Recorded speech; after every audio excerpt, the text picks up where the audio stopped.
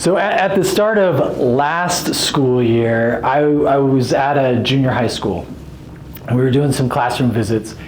And when I go do visits, I like to ask, like, what classes should I go visit? I'm asking teachers this, not students. And I got directed to Mrs. Butler's 7th grade math class. Like, that was like, hey, you need to go to this class. And I'm sitting in the back of the classroom, and I just see these 7th graders who are articulating math in a way that I don't think I ever did my entire life. And they're completely engaged and working together. And I'm just blown away. Like, my thought of how I had seen math when I was a student was totally different from what I was seeing.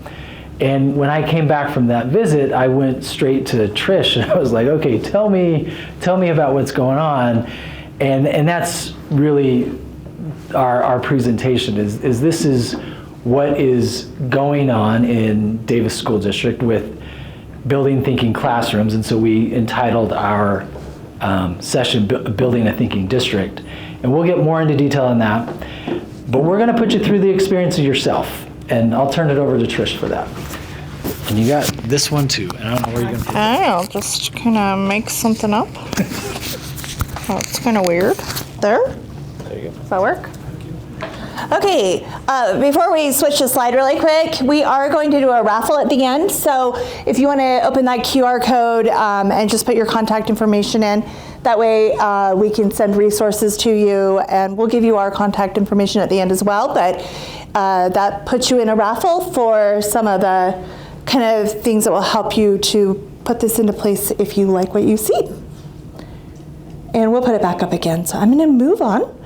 Okay, so I have this friend that's a contractor, and he's been put on this project of this house in this more, I don't know if you guys have heard of Kayenta down in southern Utah. It's just outside of St. George. It's a little bit more elite. It's in this gorgeous Red Rock area, and they have all of these really like amazing houses. And he's done an amazing job with it, and they're kind of starting to work on the yard for this family, and they're going to put in a pool. And the family is really into this trend right now where they do really cool tiling around the outside of the pool. And so he had to go and he found all these different tiles that he could make patterns with and stuff. And the family really fell in love with this one particular tile. It's a little bit pricey, so they kind of decided to do this pattern rather than like do a complete 2 tiles around. They've decided what they're going to do is more like this. So they're going to do that like if the green ones here were the fancy tiles, and then they've got like some cheaper plain ones that they're going to do there. And they're kind of deciding like what they're going to do as far as like size of the pool, but they're thinking they're going to do like where 5 tiles would fit around, like right here, like 1, 2, 3, 4, 5. So they're thinking of 5 by 5 pool with the size of those tiles. And so what I'm gonna have you do in a minute is I'm gonna have you kind of help me like figure out some things about these tiles. But first of all, I want to give you some rules. So you've just been given a card, and that card will tell you which of these whiteboards you're going to go to. So there is 1 marker and 1 eraser at these whiteboards back here. And there should be 2 or 3 of you at that whiteboard.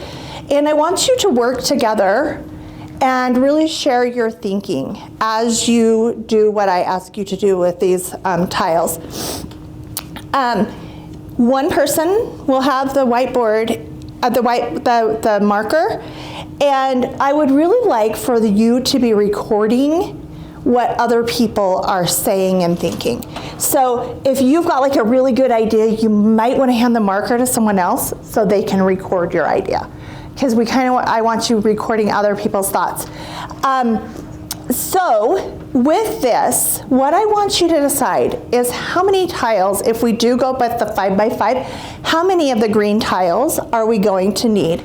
And I want you to think about how you could figure that out without going 1, 2, 3, 4 all the way around. So is there a way you could group them to do that? I would really like for your thinking to be recorded. So like if you've got the number 20 somewhere, if you could show me on your whiteboard where in the picture that 20 is, it's helpful. So what is it that we're trying to figure out? How many green tiles? Okay, and we're going to do that without counting one by one, but some kind of grouping. Okay, I am going to just turn you loose.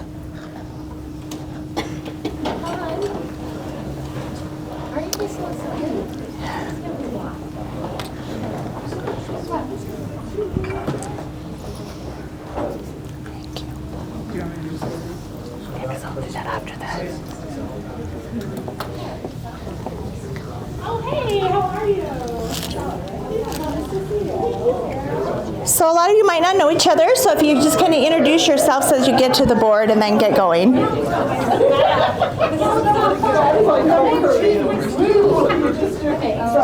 So we have markers there.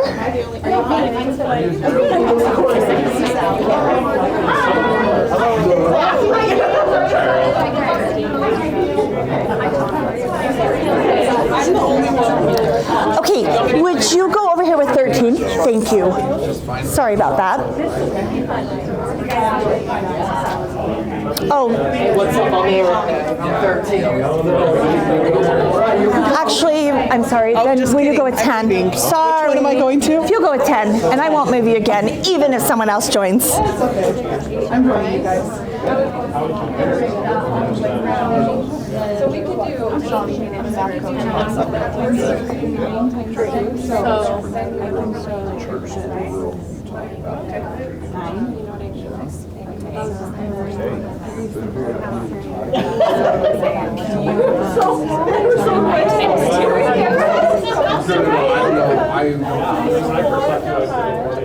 So where did you see the 14? right here. We said, take this, and you're going to iterate it, and you have 1, 2, 3, 4 of those, but we're only counting half of the tiles, so 28. Oh, like, so this whole thing is 14, so it's like 2 by 7, kind of? Yeah. Oh, okay. 14 tiles and 14 tiles. Thank you. What if it were a 6 by 6? I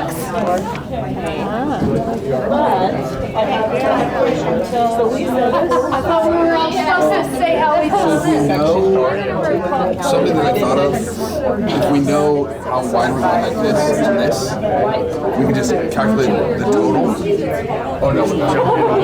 We'll find the total area first. Well, finish that. Well, I was just thinking if we could find the total and we know it's a 5. Oh, sorry. It's okay. 4. That's the 4 by 4 section. Then 1, 2, 3 by 4.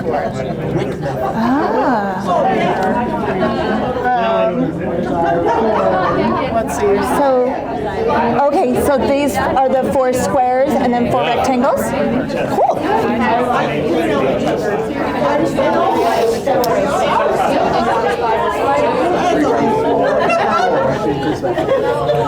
I noticed that around in the inside here, there's 3 like that. So 4 times 3, and then the outside one has 4 on each side. Of the white or the green? So like just this outside thing, there's 4. Oh, I got 4, 4, Yeah. 4. Outside. To fill it in. Well, let's do it. 5 was 14. So we're trying to come up with a formula. 16. Oh, So then here's one for like, if you, did I give you that one yet? Oh yeah, 06. Oh, okay. Okay.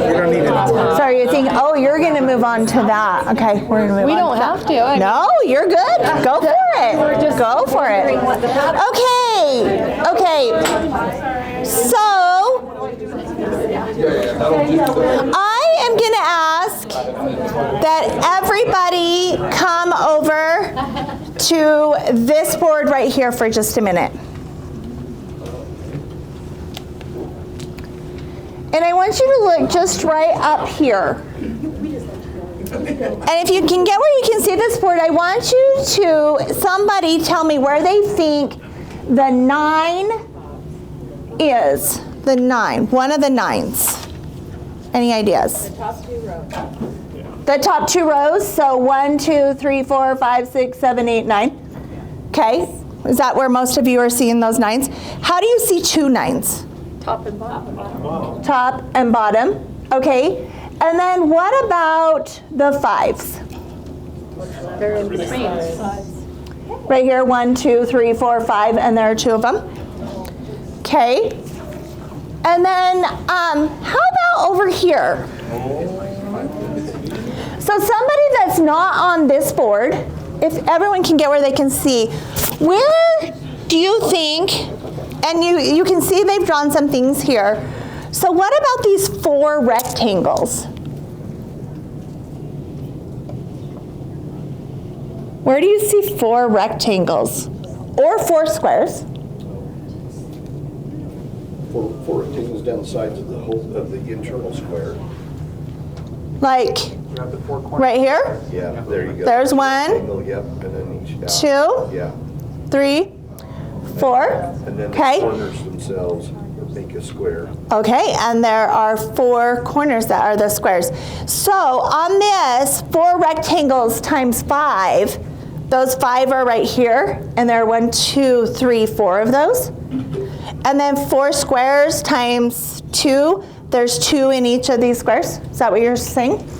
Okay, so what I want you to do now is I want you to go back, and if we're going to keep this pool a square, because that's kind of what they're thinking they want to do.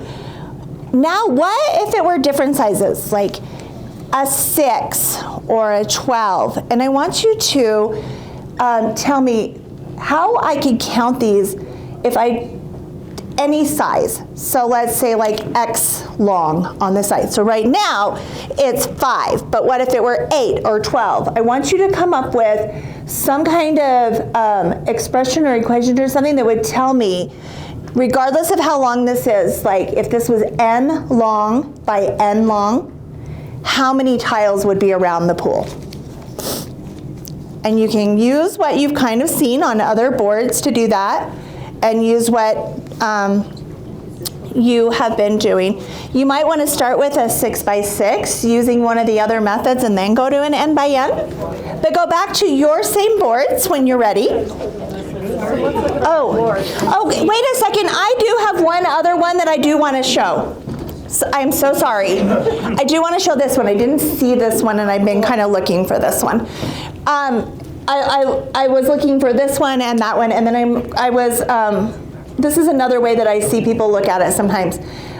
So 81 is the whole, and 25 is the middle. Any ideas where that might have come from? It's the area The area of what? of the whole square, the tile, like the outside tile and the Okay, so all of this is 81. Somebody who wasn't at the board, how could they have gotten 81? Do you think they counted all 81? No, they just did 9 by 9. They did 9 by 9. So 1, 2, 3, 4, 5, 6, 7, 8, 9. So a 9 by 9. Okay. Where did the 25 in the middle? What was that? Somebody who was not at this board. 5 by 5. It's the pool 5 by 5. Okay. Why would they do 81 minus 25? Somebody not at this board. To find just the outside edge. To find just the outside edge.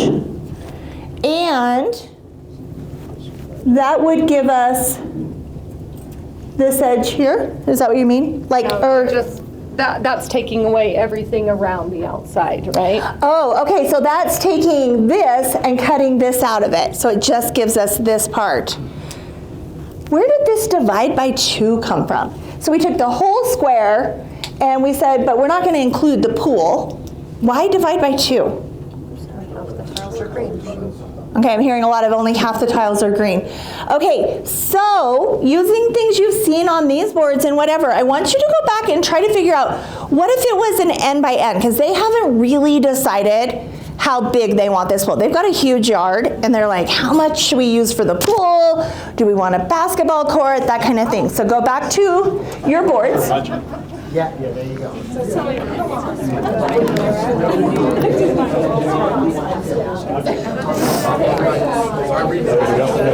Everything's good. Yeah, thanks.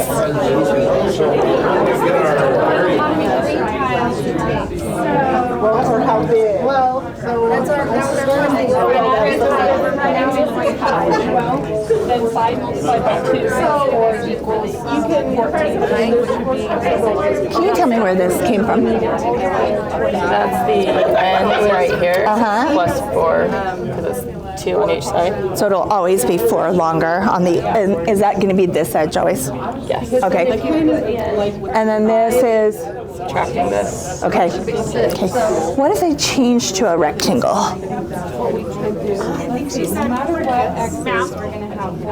We're keeping this a square, right? Yep, we're keeping it a square. 4 more. The center, the pool will My brain blitzes out because like you're adding the alphabet into the numbers and I start to freak out. Sorry. Think about side. Think about the word side instead of the letter N. Not really, actually. So, like this side length, think about that. Okay? That length. Think about that length instead of the letter N. Thank you. So you just sum it up. What we got going on? So, Okay, yep. I'm gonna listen. Sorry. so we noticed that the number of colored tiles is exactly the same as how long it is. So Oh. we knew we could multiply how long it is by 4, so the 4 rectangles, and then the outside is always just the 8 tops. Thank you. Oh, whoops. Okay, so they are also considering a rectangular one. I'm not a. I think it will. Is this a yard? 1 and 2 tiles. This is the pool part. This is 2 rows of tiles. So if we grow Okay, wait, can I ask what you just said? 6 by 6. we're just thinking 6 by 6 before we. Oh, yes. Okay. Yep. Right. So how do you get to 24? How is that in relation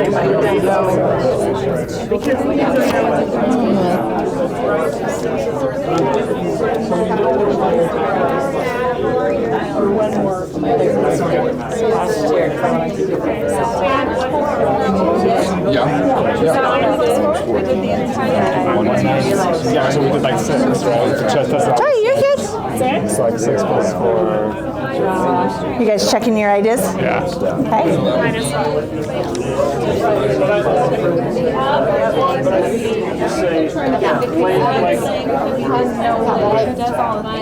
Well, I just said, don't forget about us. You need to be part of it. But if the width is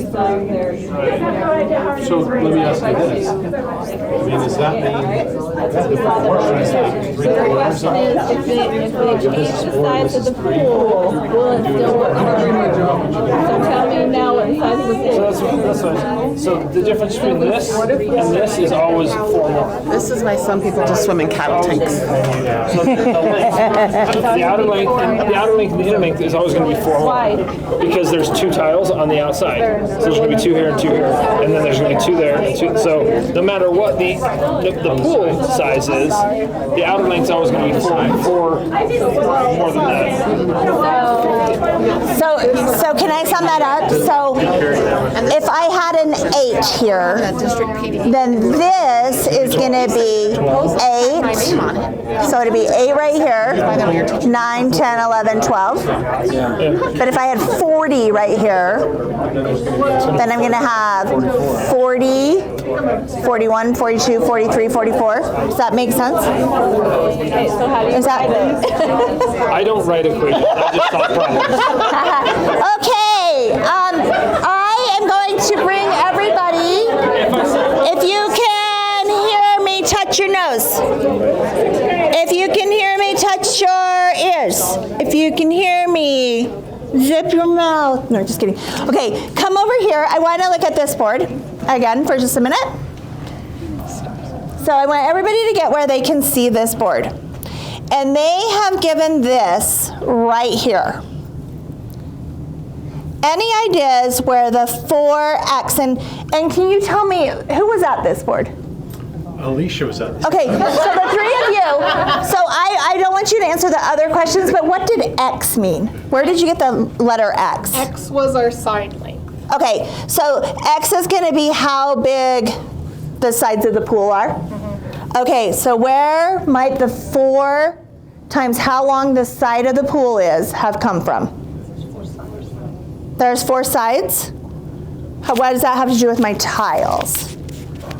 There's 2 on the top and 2 on the bottom, no matter which side you look at.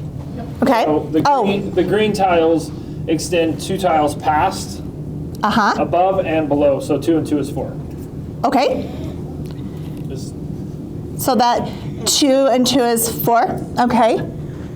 If we're doing the side lengths right here, and they're saying that there are 4 times, because someone said they thought it was the side lengths, 4 times, so like along with that, 4 times the side length, which tiles would they have been counting? Can someone come show me?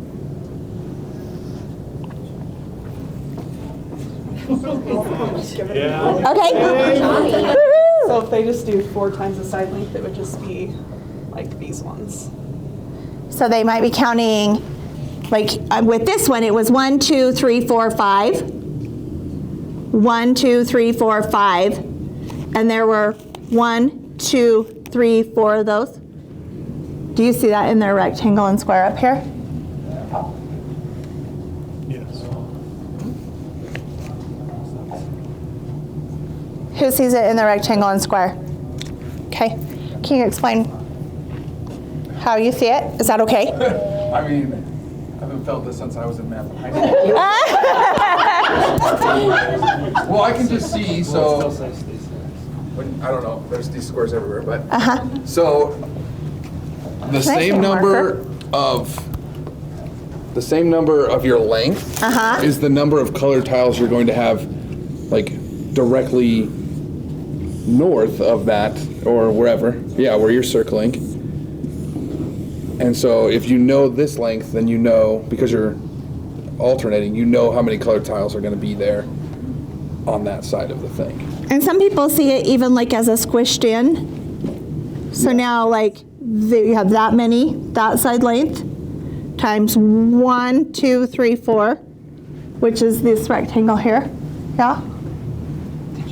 Do we see, thank you so much, yeah. Did you see it, the squares? Where did this 8 come from? The corners. The corners? Yeah. I don't want to come up. Okay. So somebody else said, yeah, so is this the 8, 1? And these will always be there no matter what? Those 8 are always going to be there. Like if this was 100 long, I'd still have these corners here, which is a little bit, can you kind of see that in that? Okay, and then one other one. Hold on. Yep, I think we're kind of like running out of time. So basically we would go through and look at some more with this, but I'm gonna have you go back to your seats. Oh, wait. Just really quickly, is this working? No? Both. Yeah. You have to have both? Yes. As Trish was facilitating, and you guys had your student hat on, Trish was facilitating what Peter calls consolidation. So we were just wondering, as you moved into the facilitator role, what were some of the moves that she used to keep you thinking and to keep the discussion going? She restated what people were saying. Okay, she restated what people were saying. She had us look at different problems or different tabs on the board. Different posters. Okay, and did she use student work to facilitate that discussion? Anything that, yeah? She touched the board and counted, and so you follow along, so if you couldn't see it or understand it from the verbalization, she actually showed us in person with her finger touching the squares and outlining. Okay. Anything else? Mm-hmm. Pacing and the intonation in her voice kept me from quitting, and I'd have just built a 25 square centimeter pool. Okay. Uh-huh. Maybe now, but that's the size I want. Perfect. Okay. She wasn't saying like this is exactly right or this is totally wrong. There was none of that right or wrong. It was just look here, can you see this? And that's always one of my goals is to stay more neutral because it's so easy to be like, yeah, you got it, but then that shuts down so much thinking. Yeah. I did it wrong when I went up there, but now I can see after having someone else come explain. She didn't say like, no, that wasn't right. But after having someone else come up and explain how you can push those outside tiles in, and then it does do the whole perimeter, then I improved my work. Good. And I think if she would have said, nope, you're wrong, go sit down, like you wouldn't have engaged in what he had to say, most likely, because you had already been told don't get it. Anything else? Yeah. She noticed when we were done with the first task and ready for a new task, and that was at different times for different groups. Okay. Wasn't all, let's do it here, time to move on. Okay. And not all groups got that, but I had other things as you finished. She quickly realized that ours had the math teacher creating this. She could very quickly show something that was right. Okay. And even though she used your board, she was able to engage everybody else that might not have been the math teachers. But good. And just really quickly, I can't consolidate the consolidation without saying last week we had Peter doing a session with our teachers, and somebody said, yeah, but Hattie says that direct instruction has this effect size. And of course, Peter's like, well, actually, I was talking to John yesterday, and he said there's a very big difference between lecturing and direct instruction. And when we consolidate and we focus the students' learning by using their work and their voice, that has a big effect size as direct instruction might versus lecturing and having every kid do the same problem at the same time, telling them they're right or wrong, and doing it that way. So I don't know, I just thought that was powerful. If you have a chance to listen to Peter, he's amazing. Who Peter is? Yeah, wait, oh, Peter, sorry. Peter Liljedahl, we're doing this session's on building thinking classroom practices. We'll tie it all in, but he has come to our district lots of times to do some sessions with our teachers. And we'll talk about that in a minute, but yeah. Okay, so thank you. We're gonna head back to our seats. You're gonna have to speed. Yeah.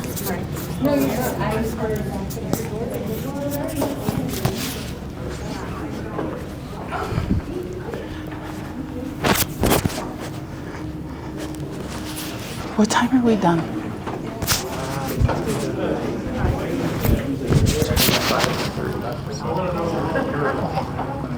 How much time do you want?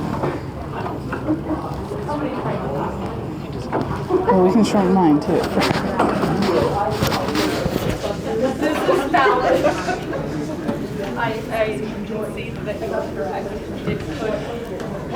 Okay, can you hear me okay on this one? Okay. We're gonna come back. Kelly and Trish both talked about consolidation. One of the key things that Trish was doing with you while consolidating, as well as Kelly, is questioning.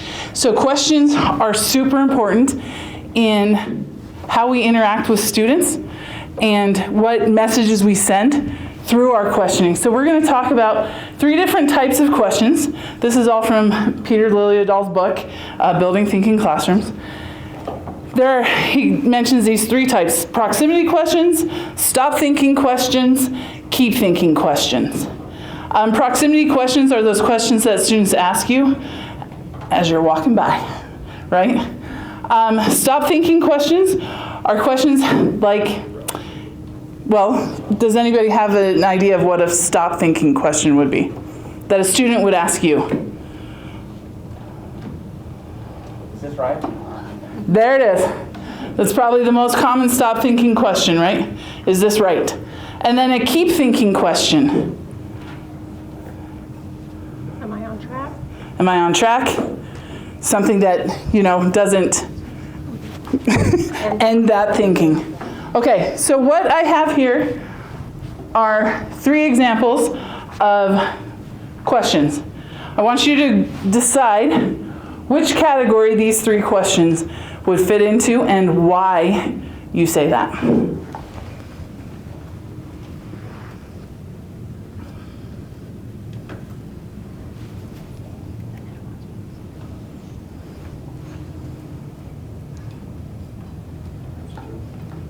Okay, who wants to give a stab on it? You can pick any of the three and tell me why you put it in whatever category you put it in.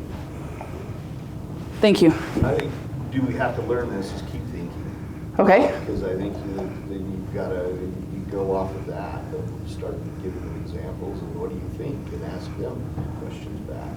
Okay. Thank you. Anybody else want to have a go? You guys are so talkative. Yeah. Is this going to be on the test as a stop thinking? Okay. Why do you say that? Because if it is going to be on the test, they're going to write it down and not think about it. They're just going to write it down verbatim. And if it is not going to be on the test, they're not even going to write it down. Okay. They're going to either try and memorize it or not even worry about it, right? Okay. How about the middle one everyone skipped? Anybody want to talk about the middle one? No? Proximity. Why do you say proximity? As you walk by. Keyword in there, as you walk by. Okay. Kind of gave that a little way. Why else would you say that? I don't know. I don't know a lot about building classrooms. Me either. So I'm not sure. I'm learning too. Okay, so as you walk by, kind of as a hint that, how many of those do you think a teacher answers in a class period or a day? What? A ton, right?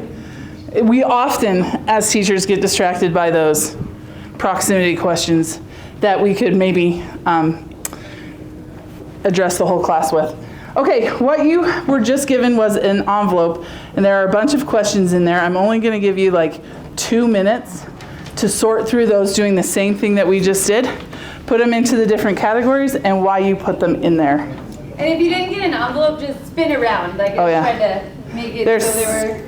There's an envelope around you. All right, can we come back together in 30 seconds?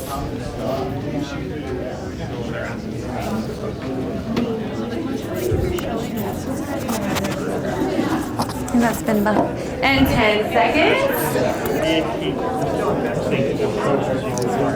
And 5, 4, 3, 2, 1.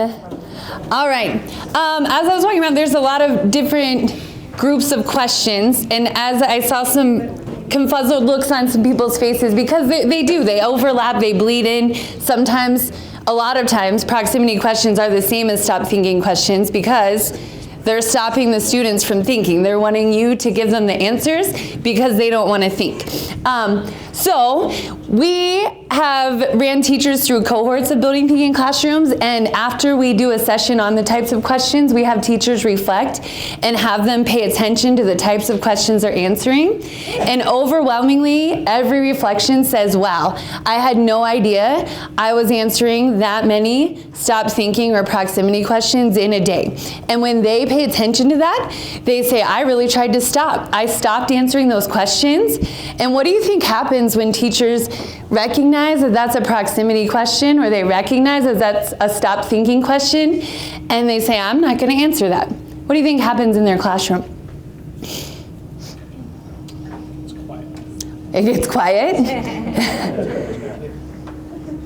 I think initially maybe frustration, but then they have to turn to each other to ask, what do you think? They get opinions and they stop. Okay, yeah, and then they turn to their classmates, and it builds that culture of, hey, we're gonna all do this together, and we're gonna keep learning together. Just for sake of time, Peter, Dr. Liljedahl, in his book, talks about ways, the biggest way he says to answer stop thinking and proximity questions is to smile and walk away. But he also suggests one of these questions, just have one in your back pocket, just say, you know what?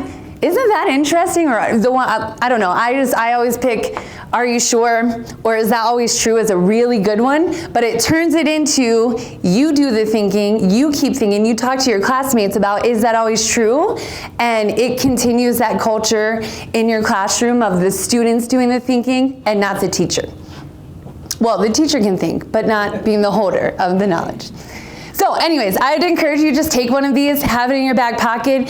That one's mine. I'm gonna always ask, are you sure? And walk away instead of answering their stop thinking question and cutting off that thinking from the time of their question.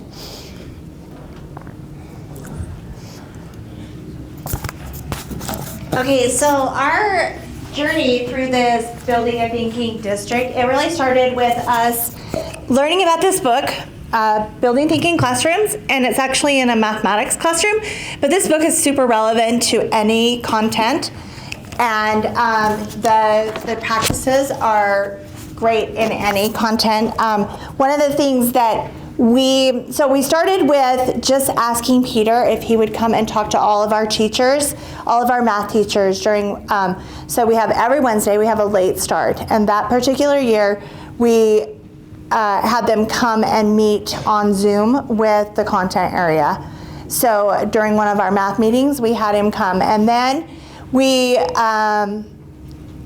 thought it was just like, we were so excited about what we were seeing as people just implemented little bits of this, that we asked him to come and do some cohorts, and we actually ended up with almost 100 teachers between 2 different cohorts that he did. And we started going out into those math classes, and we saw things like teachers all of a sudden like super excited about their profession again.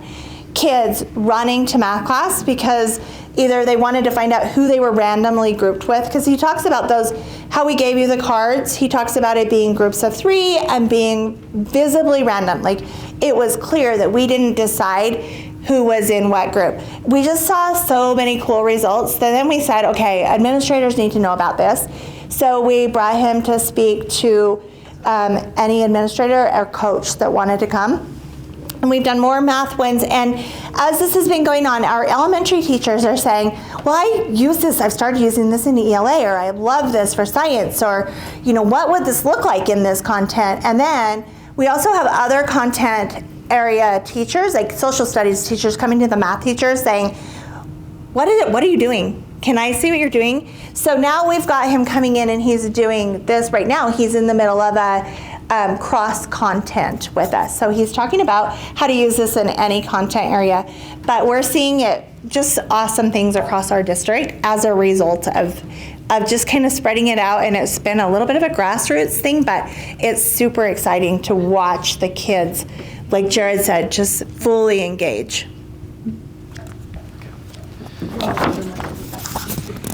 I gotta get this one. Yeah. So we've got the PCBL framework on one side of the sheet that you have, and then on the other side is Building Thinking Classrooms Practices. And what we're gonna do is show you some of the classes across Davis School District, and you'll get to see the teacher. You'll also get to hear from the students in the video. And as you're watching, think about where these Building Thinking Classroom Practices fit with the PCBL framework.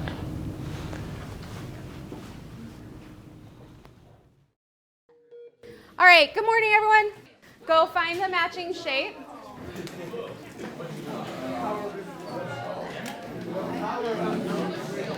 The Burger Stop charges $8 total per entree. That's the problem. I want X to be the number of entrees, and I want cost to be Y. That's important. So I want X to be the input, the number of entrees, and then I want Y to be the cost. Go. So if you're ready for the next step, I want you to write the ordered pair with an input of 2, and then explain what that means. Like one sentence, what does that mean? So write the ordered pair with an input of 2, and what does it mean? I like math now. I have gotten amazing feedback from parents in the community.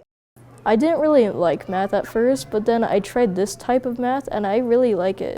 I've gotten so many emails from parents who've said, my kids never liked math and now they come home and that's all they talk about. They share the tasks that you did in class with us. We're at the dinner table having conversations about the math lesson that you did. I just like everything about the classroom in general. They like math a lot more, and they are learning how to work together a lot better. So even if we look at not even the fact that we're doing math, they're learning those group work skills and interaction skills and how to get along with each other much better than I've ever seen before. It's just fun to move your body around while you're doing math and being able to be with someone else to work together. But in every other grade, it's just sitting at a desk and it's just kind of boring and you don't get to like move your body at all. It's easier when you can communicate with people because you get different ideas, like Dean said. You can learn from your mistakes and people can help you out if you make one. It's helped me better understand math and formulas, working with people. My social skills have gone up quite a bit too. It's helped my social skills, I know that.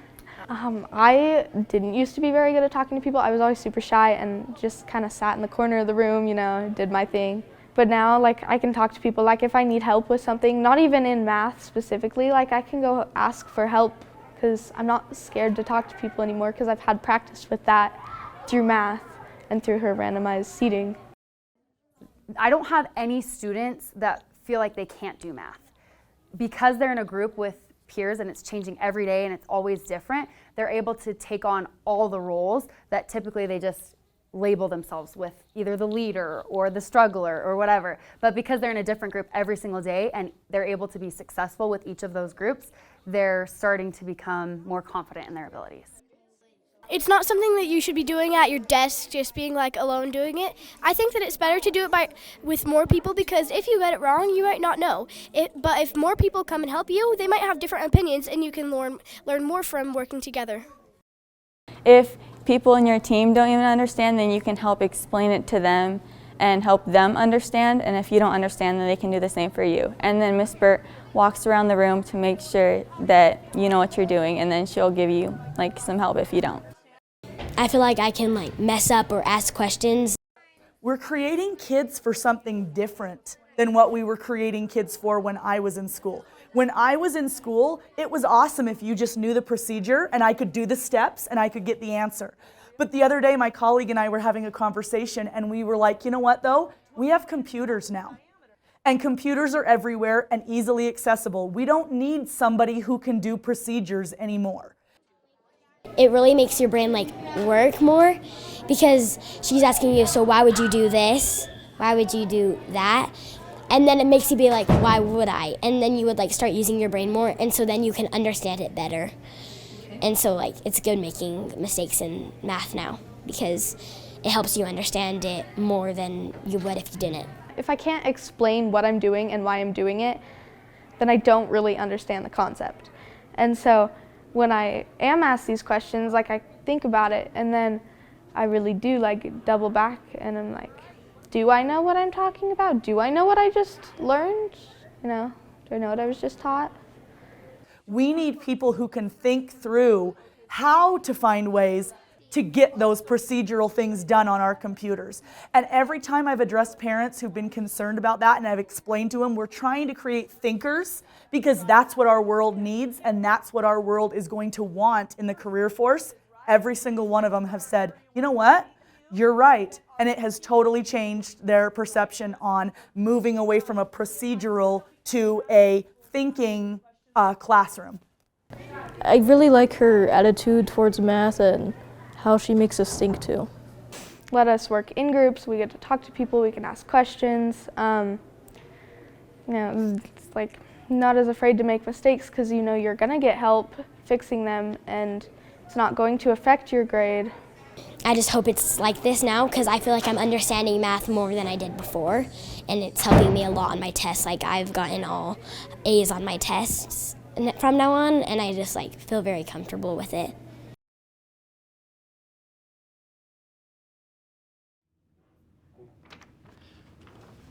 Okay, when you walked in the room, you didn't know you were going to care about tile around a pool.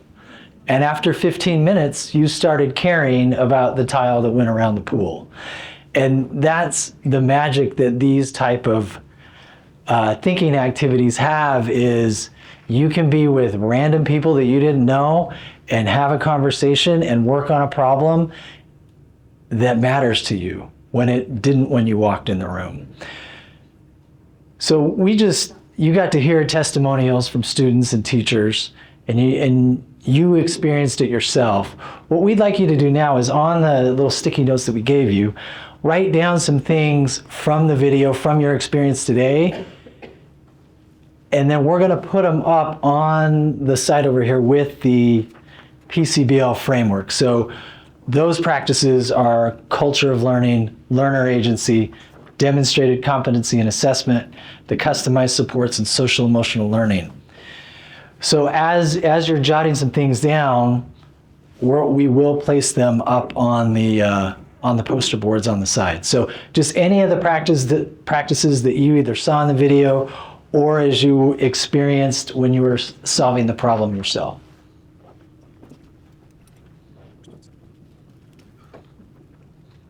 And as you're writing some things down, one thing that I will draw a connection to is, in the opening keynote, one of the items that Karen talked about is, are we measuring what we value?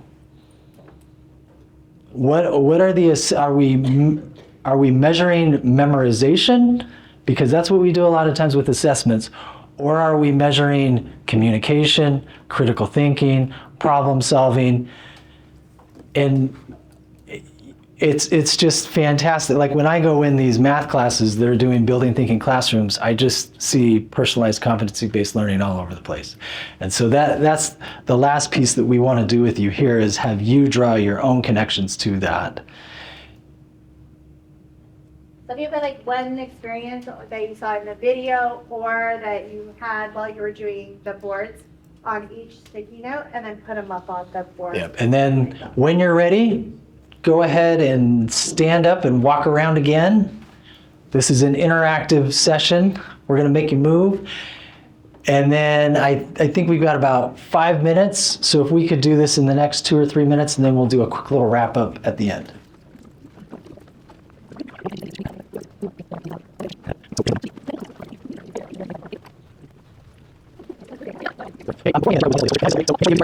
And I'm just going to highlight some of the things that I'm noticing that are coming up on the sticky notes. So in customized supports, we have statements here: support from peers and teacher questions, customized support, extra problems for those moving faster, students can move at their own pace. On culture of learning, we've got lots of comments up here about that it's safe to make mistakes and to risk and to try.